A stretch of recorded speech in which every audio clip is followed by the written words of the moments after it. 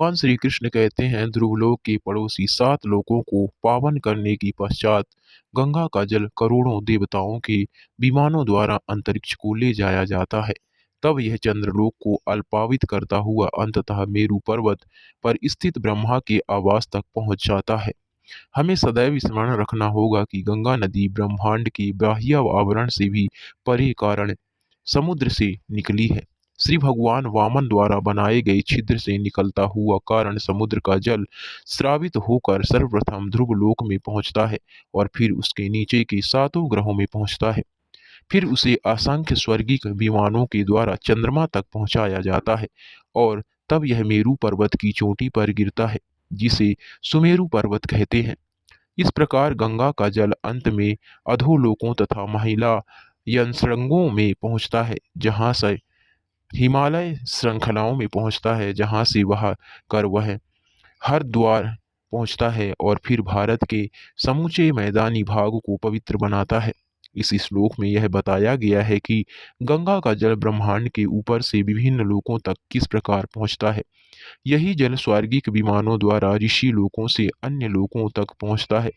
आज के तथाकथित समुन्नत विज्ञानी उच्चतर ग्रहों में पहुंचने का प्रयास कर रहे हैं, किंतु इसके साथ साथ उन्हें उसका अनुभव हो रहा है कि पृथ्वी पर ऊर्जा का अभाव हो रहा है। यदि वे सचमुच समर्थ विज्ञानी होते तो वे स्वयं विमानों के द्वारा अन्य लोकों की यात्रा करते, किंतु ऐसा कर पाने में वे असमर्थ हैं। उन्होंने जब चंद्रमा की यात्राएं बंद कर दी और अब वे अन्य ग्रहों में जाने की प्रयत्न कर रहे हैं, किंतु उन्हें असफलता ही मिल रही है। मेरु पर्वत की चोटी पर गंगा नदी 4 धाराओं में विभक्त हो जाती है और प्रत्येक धारा अलग अलग दिशाओं की ओर पूर्व पश्चिम उत्तर तथा दक्षिण वेग से प्रवाहित होती है। वे धाराएं सीता, अलकनंदा, चक्षु तथा भद्रा नाम से विख्यात है और ये सब सागर की ओर बहती हैं। गंगा नदी की सीता नामक धारा मेरु पर्वत की चोटी पर स्थित ब्रह्मापुरी से होकर बहती हुई पार्श्ववर्ती केसराचल पर्वतों के शंखों पर पहुंचती है, जो मेरु पर्वत जितने ही ऊंचे हैं। ये पर्वत मेरु पर्वत के चारों ओर तंतु गुच्छ जैसे हैं।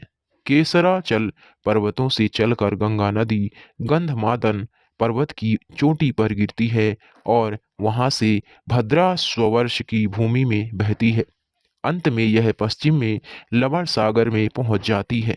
गंगा नदी की चक्षु नामक धारा वाल्यवान पर्वत की चोटी पर गिरती है और वहां से प्रपात के रूप में गिरकर केतुमाल वर्ष में प्रवेश करती है।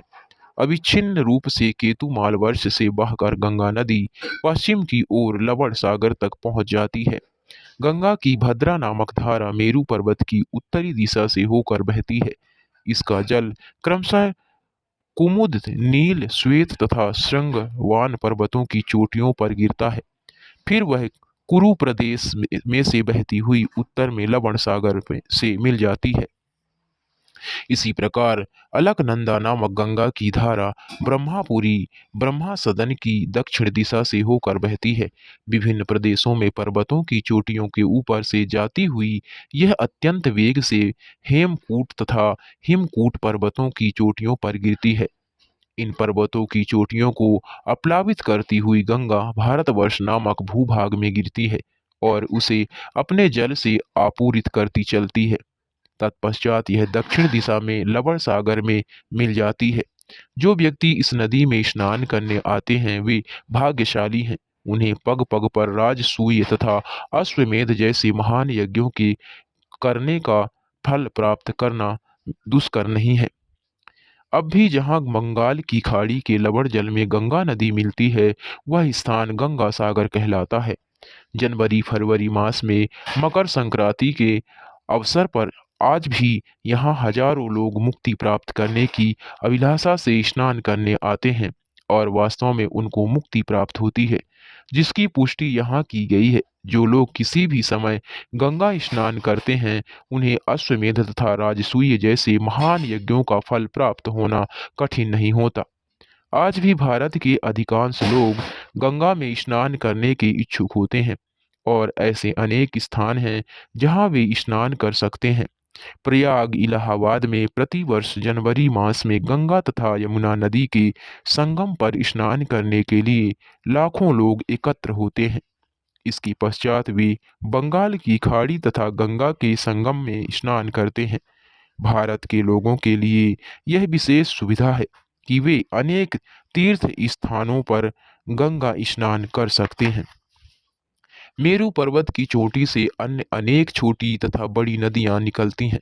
ये नदियां पर्वत की पुत्रियों के तुल्य हैं और वे सैकड़ों धाराओं में विभिन्न भू प्रदेशों में बहती हैं। नवों वर्षों में से भारतवर्ष नामक भूभाग कर्म क्षेत्र माना जाता है। विद्वान तथा संत जनों का कथन है कि अन्य 8 वर्ष अत्यंत पुण्यात्माओं के निमित्त हैं। वे स्वर्गलोक से लौटकर इन 8 भू प्रदेशों में अपने शेष पुण्य कर्मों का फल भोगते हैं। लोक के भोग स्थानों को 3 श्रेणियों में विभाजित किया जाता है। अपार्थिव स्वर्गलोक, भौम स्वर्गलोक, बिल स्वर्गलोक, जो निम्नतर भागों में पाए जाते हैं। इन तीनों श्रेणियों में से भौम स्वर्गलोक भारतवर्ष के अतिरिक्त 8 वर्षों के रूप में है। श्रीमद् भागवत गीता 9.21 में भगवान श्री कृष्ण कहते हैं, क्षीणे पुण्ये मर्त्यलोकम विशन्ति। पुण्यों के क्षय होने पर स्वर्ग में वास करने वाले व्यक्ति इस पृथ्वी पर लौट आते हैं। इस प्रकार वे पहले स्वर्गलोक पहुंचते हैं और पुनः च्युत होकर पृथ्वी लोक पर आते हैं।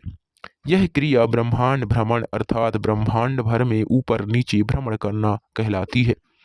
जो बुद्धिमान हैं अर्थात उन जिन्होंने अपनी बुद्धि खो नहीं दी है, वे ऊपर और नीचे के इस आवागमन में नहीं पड़ते। वे श्री भगवान की भक्तिमयी सेवा करते हुए अंत में ब्रह्मांड के आवरण को भेद कर दिव्य लोक में प्रवेश करते हैं। फिर वे वैकुंठ लोक या इससे भी ऊपर स्थित श्री कृष्ण लोक गौलोक वृंदावन में अवस्थित हो जाते हैं। भक्त कभी भी स्वर्गलोक तक उठने पर और फिर वहां से नीचे गिरने के बंधन में नहीं पड़ते। इसीलिए श्री चैतन्य महाप्रभु कहते हैं, यही रूपे ब्रह्मांड भ्रमिते कौन भाग्यवान जीव, गुरु कृष्ण प्रसादे पाय भक्ति लता बीज। ब्रह्मांड भर में चक्कर लगाने वाले समस्त जीवात्माओं में जो सर्वाधिक भाग्यवान है, वही पूर्ण पुरुषोत्तम भगवान की प्रतिनिधि के संपर्क में आता है और भक्ति में सेवा करने का सौभाग्य प्राप्त करता है। जो निष्ठा से भगवान श्री कृष्ण की कृपा के लिए लालायित रहते हैं, उन्हें ऐसा गुरु प्राप्त होता है जो भगवान श्री कृष्ण का प्रामाणिक प्रतिनिधि होता है। मानसिक तर्क वितर्क करने वाले मायावादी तथा कर्मों के फल की इच्छा रखने वाले कर्मी गुरु नहीं बन सकते। गुरु को भगवान श्री कृष्ण का प्रत्यक्ष प्रतिनिधि होना चाहिए, जो उनके निर्देशों को बिना किसी पर परिवर्तन के प्रसारित करे। इस प्रकार केवल सर्वाधिक भाग्यवान व्यक्ति ही गुरु के संपर्क में आते हैं। जैसा कि वैदिक शास्त्रों में से पुष्टि होती है, तद विज्ञानार्थम सा गुरुम एवाभिगच्छेता। मनुष्य को आध्यात्मिक जगत के व्यापारों को समझने के लिए गुरु की खोज करनी होती है। श्रीमद् भागवतम में भी इसकी पुष्टि की गई है।